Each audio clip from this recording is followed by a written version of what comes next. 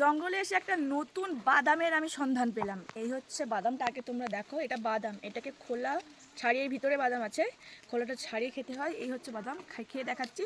আর এই হচ্ছে ফলটা, এটা ভীষণ কাঁটা কাঁটা মতো, ভীষণ কাঁটা কাঁটা মতো। এর ভিতরে আছে এই ফলটা, দেখাই। এই ও ছাড়ানোও যাবে না, হাতে কাঁটা ফুটছে। আর এগুলো হচ্ছে পড়েছে। এই ফলটা আমি আগেও দেখেছি। কোথায়?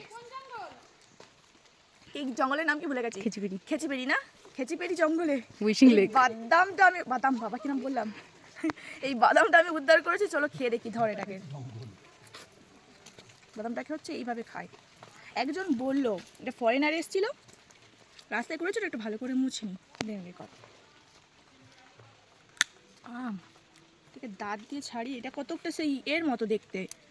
সেই নামটা কি বেশ, আমরা সেখানে কিনছিলাম, কি নাম ফলটা? আখরোট। আখরোট, আখরোট টাইপের।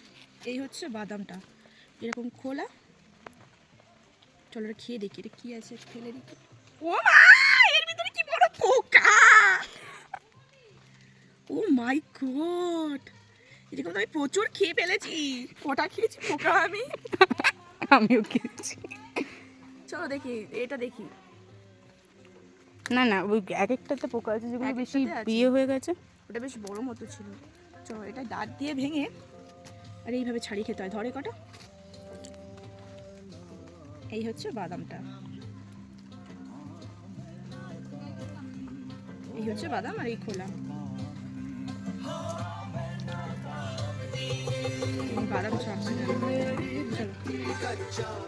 বাদামটা খুব একটা টেস্ট নয়, কিন্তু পাহাড়ি এলাকার ফল বলে আমি একটু খাচ্ছি। নিশ্চয়ই কোনো উপকার থাকবে, না জেনেই আমি খাচ্ছি।